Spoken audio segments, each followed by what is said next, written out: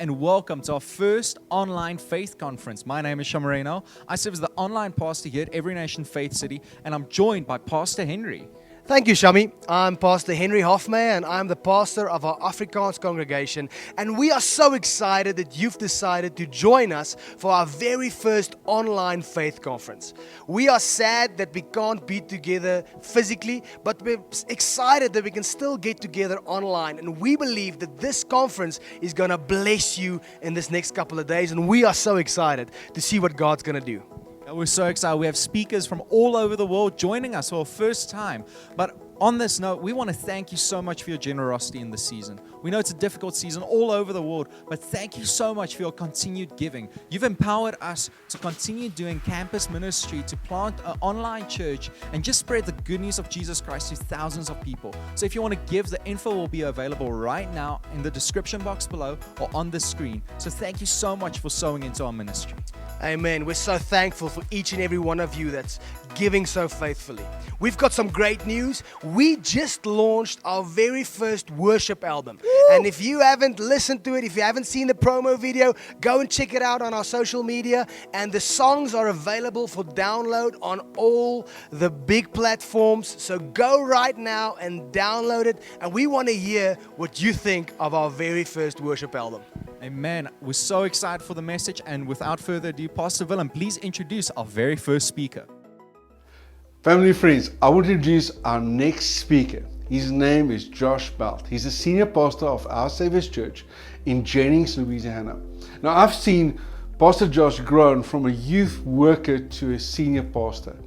And he is such a treat. He's inspiring, he's funny, and he's going to bless you today. So enjoy this session. I can't wait to be with you in person, but I'm so glad to be a part of it digitally with you. This is going to be a great, great session. Today, I'm talking about the keys of being a leader. We're talking about leadership. If you think you're a leader, just let me see. Show of hands right here. Come on, right there where you are. Raise your hand. If you're in your room, your car, man, I am a leader. Truth be told, most of us probably weren't raising our hand. You don't think that you're a leader. Because culture has hijacked that word leader, and many of us think that in order for me to have that title of leader, then I've got to be, a CEO or a business person or an athlete or a profession, or I got to be a social media influencer, and somehow you've got to have a lot of money or you got to have a lot of prestige or fame. Truth be told, though, you are a leader because God calls you one. The Bible says in Matthew chapter 5, verse 13, that you are the salt of the earth, and that you are the light of the world, like a city on a hilltop that cannot be hidden. You are the salt of the earth. It's not something you do, it's who you are. You're the salt. You know what salt does? I live in Cajun country down here in the South in Louisiana. I'm going to tell you one of the things that we're really known for, food. This is some of the best cooking you'll ever have, and what makes our food so good is the seasoning. And a lot of our seasoning has salt because it brings flavor and it adds value. It's amazing. We absolutely love our food around here. Come on, I'm telling you, you're a little salty. You add some flavor. God says you're not only salt, though. Not only do you add flavor to the world around you, but you're also the light. Come on, you look at somebody. If you're watching this with somebody, look at them, tell them, you are lit. You are lit. The Bible says you are the light of the world, and we shine bright for Jesus so that we can do good works and glorify our Father in heaven. Truth be told, you and I, from the day we were born, were created to make a difference. You're called to make a difference. I'm called to make a difference. And so today I want to talk about keys to being a kingdom leader. Now you say, well, Pastor Josh, what do you know about leadership? Well, I've been a pastor for going on now 20 years. That's right, 20 years, 2 decades of being a pastor. And actually, all of those 20 years have been right here at Our Savior's Church in Jennings. I started when I was 18, and I've learned a lot of lessons along the way of what it is to lead a church, to lead a family. I've been married for 17 years to a gorgeous, beautiful, inside and out woman named Lindsay. I have 3 amazing young sons aging from 15 all the way down to 10. So everything from leading a family to leading a marriage to leading a church to leading in my community, I want to help you understand what it means to have keys to being a kingdom leader. Now, when I was a young leader, one of the things that I was so adamant about was learning and growing. And I still am today. I'm always learning, always growing. And I thought that the number one key to being a great leader was growing in my competency, growing in my skill sets, growing in my giftings, growing in my talents. And so I read tons of books. I read every John Maxwell book there was on leadership. I listened to podcasts. I would watch other pastors and how they preached, and I would go to other churches and learn things. And I just wanted to grow and grow and grow in my competency. But what I learned was that competency is not the number one success to being a great leader. See, because you probably know people just like I that are some of the smartest, richest, most famous people, but they have fouled out of the game because of addictions, affairs, greed, ego, pride. See, just because you know it all doesn't make you a great leader. Just because you have maybe fame and notoriety doesn't make you a great leader. And I learned this, in order to be a great leader, it doesn't just take competency, it takes character. So I want to give you 3 thoughts today. First one being character over competency. You want to be a great leader for the kingdom? You got to have character over competency. What do I mean by that? Well, 1 Timothy chapter 4, as we know, that is a book that the Apostle Paul wrote. It's a letter he wrote to his young protege, his mentor, his spiritual son, Timothy. And this is what he says in verse 11. He says, Timothy, don't let anyone put you down because you're young. And I want to say that right now to every person that is watching this that is young. Maybe young in age, maybe young in heart, maybe young in the faith. Don't let anybody put you down. God has called you. God's equipped you. God's anointed you. Don't let anybody put you down. But he tells them this. He says, listen, teach believers with your life. Teach them with your word. Teach them with your demeanor, by your love, by your faith, by your integrity. Keep a firm grasp on both your character, there's that word, and your teaching. This is what the Apostle Paul is telling young Timothy. He's telling him, hey, listen, you are a leader. We've planted churches. You're there pastoring churches. But make sure that you focus on your inside as much as you focus on your outside. See, because competency will get you in the room, but character will keep you in the room. Competency will leave the first impression, but character leaves a lasting impression. You say, well, Pastor Josh, why is character so important? See, there's a problem if there is a growing gap between who you are and what you do. Who you are is on the inside. What you do is on the outside. Who you are is behind the stage.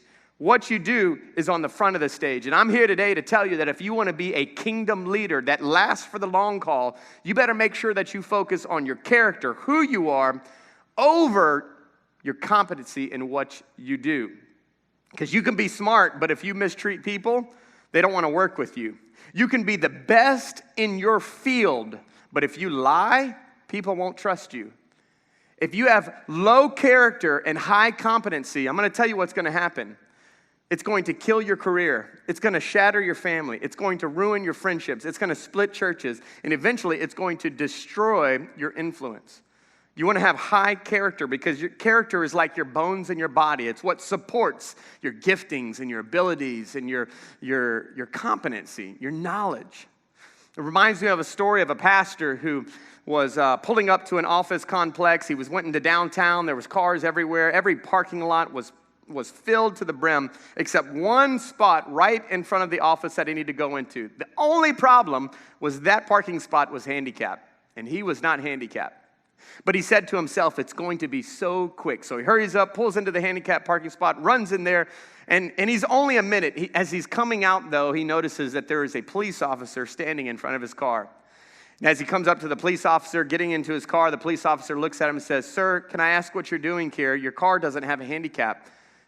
And he says, sir, I was just running in real quick. I'm a pastor. I came here just to give someone in my church something, and I needed to come real quick. And he said, did you know that this was a handicapped parking space?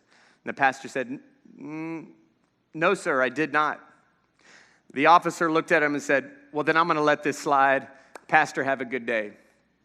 The pastor gets into his car, the officer gets in his car and takes off. And as he starts up the car, of course, the Holy Spirit convicts him. As he pulls out of the parking space, he hurries up and goes and tracks down the police officer. He's honking at him, and the police officer pulls off to the side. Police officer gets out of his car, pastor gets out of his car, and they meet in the middle, and he says, "Officer, I got to be honest with you. I was in a real hurry, and I lied to you. I did know that that was a handicapped spot.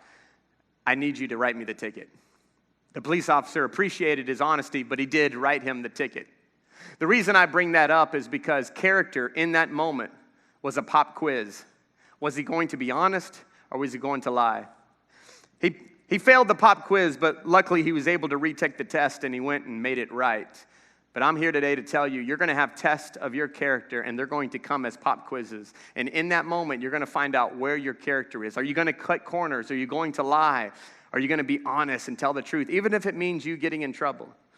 I'm going to tell you right now, you want to be a person of integrity and faithfulness and character. It's going to last you the long haul. It's what we're going to be known for. Your character is what's going to be your legacy. You know, as a pastor, I do a lot of funerals. And when we sit down and do eulogies of people's funerals, you know what they talk about? They talk about their character.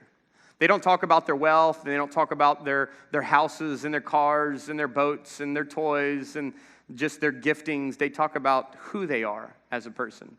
They talk about how they loved people. They talk about their character and their honesty and their integrity. That's what it is going to be about you as a kingdom leader.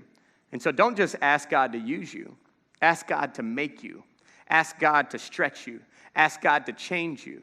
And ask God to fill you. So I want to ask you this question. Who's pushing you to make you better? See, nobody pays you to work on your character, but they will fire you for it. Who is pushing you to be a better you? Not for what you do, but for who you are. Who's that person in your life? I encourage you just to thank them for who they are in your life, to making you iron sharpens iron, and it makes us better. So first thing is that we need to be leaders who value character over competency. Number two is we need to value the towel over title. Towel over title. If you know the story of the Last Supper, where Jesus is having his last meal with his disciples before he goes to the cross to be crucified for our sins, he's having this meeting, and he actually has a sermon illustration for them. If you know the story, they're all sitting at the table, and Jesus gets up from the table, and he goes over to a water basin, and he begins to wash the feet of every single disciple sitting around the table. And we catch up with this story in John chapter 13, verse 12, and he says this: after washing their feet, Jesus puts on his robe again, and he sits down, and he asks them, "Do you understand what I was doing? See, you call me teacher and Lord, and you are right, because that's what I am. And since I, your Lord and teacher, have washed your feet, you ought to wash each other's feet. And I have given you an example to follow. Do as I have done to you." Jesus was giving them a model of what it is to be a leader. Hey, can we just be all honest real quick, just here for a moment? Feet are nasty. I don't know about you. I'm not a big feet guy. I think they're absolutely nasty. And I don't know at what point they transition from being really cute. Come on, have you ever been around a baby? I mean, you tickle in the baby's feet, and little kids, you tickle in their feet, and, you know, this little piggy went to the market. I mean, it's all fun. But I've never seen anybody doing that to their grandpa. At some point, they transition to kind of just being this nasty thing. And if you think feet are nasty now, you should imagine feet back in Jesus' day. I mean, they didn't have Pumas, you know, they didn't have Nikes, they didn't have Adidas, they had sandals, they walked everywhere they went, they stepped into things. They just traveled. It was a nasty job. And so they reserved that job for the lowest of the low, the servant would come in, and they had someone designed just to be there to cater to the guests that walked in and to serve them and wash their feet. And can you imagine this story? All the disciples walked in, and no one's there to serve. No one's there to wash the feet. And so they're more concerned with going and getting the closest to Jesus at the table. They just want to sit down and be served. And Jesus sees it as a moment to impart one of the greatest truths to them before he ever leaves. And he gets up and he goes and he serves them and he washes their feet. And he's telling them, this is what greatness is like. You guys want to be great? That's great. Jesus never knocks them for wanting to be great. But Jesus redefines what greatness is to them. You see, in the kingdom of God, if you want to be a great leader, it's not about the title, it's about the towel. It's about the towel.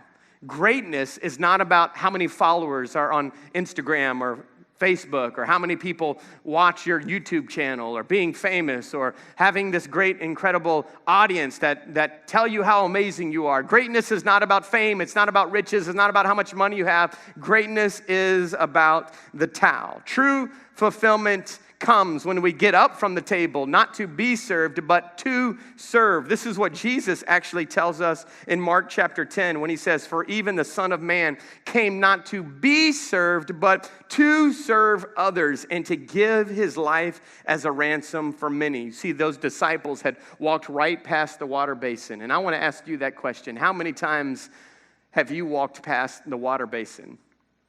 How many times have you walked past the moments where you could have picked up the towel, where you could have served those? Whether you're married and have been the opportunity to serve your spouse, or if you were a businessman, it was the opportunity to serve your employees instead of looking for them to serve you, or if you were the leader and looking for people to meet your needs. But no, it's your opportunity to meet their needs. The greatest man of all time, the greatest, the King of Kings, the Lord of Lords said, serving is not above me. I'm going to model to you what real love looks like. You want to be the greatest? Great. Pick up the towel. Pick up the towel. Truth be told, God has given us all a towel. He's given us giftings and abilities. He's given resources to us. The question is how are you using your towel? You know, many of us are trying to keep our towel nice and clean and pristine. But the truth is that when you get to heaven, God's not going to be looking for a clean, nice, pristine towel. He's looking for a towel that's been used, a towel that served people, a towel that served a spouse, a towel that served kids, a towel that served the disenfranchised, a towel that served a city, a towel that served churches, a towel that served people that nobody else wants to serve. God's calling us to use our towel for his kingdom and for his glory. How are you using your towel? Or are all you concerned about is the title? Give me a title. Make me the manager. Make me the CEO. Make me the leader. I'm telling you right now, every CEO, every manager, every pastor is looking for a people not that are consumed with a title, but are more concerned about a towel. I've been here at this church for 20 years, and I am the chief servant of this church. Yes, I have senior pastor as my title, but can I tell you, the only reason I got that title is because I was consumed with the towel. For many, many years, my wife and I were the ones who cleaned this church. Many people don't know that. I cut this grass on all of this property that we have. I served in kids for a season. I served in youth for a season. I served in worship for a season. I served along Pastor Bubba, and whatever he needed, I was here to make sure that whatever the need was, I could meet it. There's been many times I've walked past the water basin too, and I've wanted people to serve me. And God reminds me, if you want to be great in the kingdom, then you need to serve. If you're too great to do the little things, you're too little to do the great things.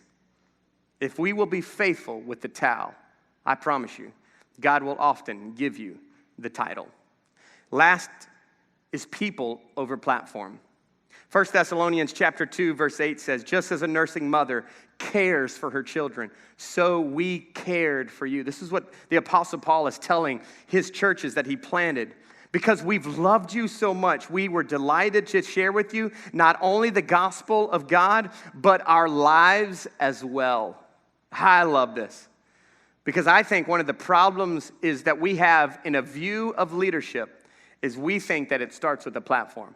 Well, I'll be able to lead when I get a platform. I'll be able to lead when I get a title. I'll be able to lead when I get a microphone. I'll be able to lead when I get some influence. But I'm here today to tell you that true leadership, great leadership, kingdom leadership always starts with people before it ever starts with a platform. It always starts with the heart of just serving people, loving people, helping people, building people. If you look at the greatest leader that there ever was, Jesus Christ was the most humble man, as Philippians 2 tells us. He humbled himself. He was a man who put other people ahead of himself. He was always trying to show his disciples, hey guys, you're passing people up. You're passing people up. These are the people that we're here for. They wanted to just go and get a meal. He was with a woman at a well. Jesus was always looking and sharing his life with people. How did he change the world? It wasn't just by serving the masses, which is what he did. It was him investing his life in 12 people and in 72 people that he invested, he loved, he discipled, he poured his life into, and then we know at the very end of his life, commissioned them to go do the same.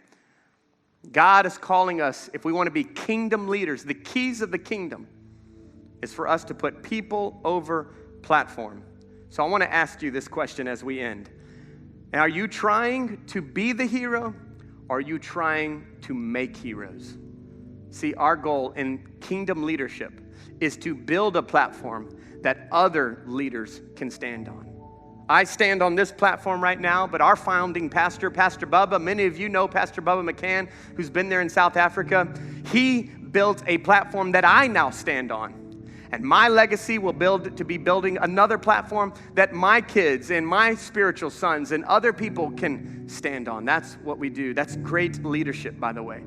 And I want to encourage you with this last thing. You have no idea how one conversation, one word of encouragement, one expression of love can mightily change someone's life. You have power in your words. So no matter where you are, no matter who you are and what you do, I'm telling you today, if you're a student, if you're a mom, if you're a businessman, if you're an employee, if you're a pastor, whatever you are a leader. You are the salt of the earth. You are the light of the world. Make sure that you value your character over your competency, the towel over the title, and lastly, people over platform. Father, today I pray a release of leadership for all those right now that are listening to you.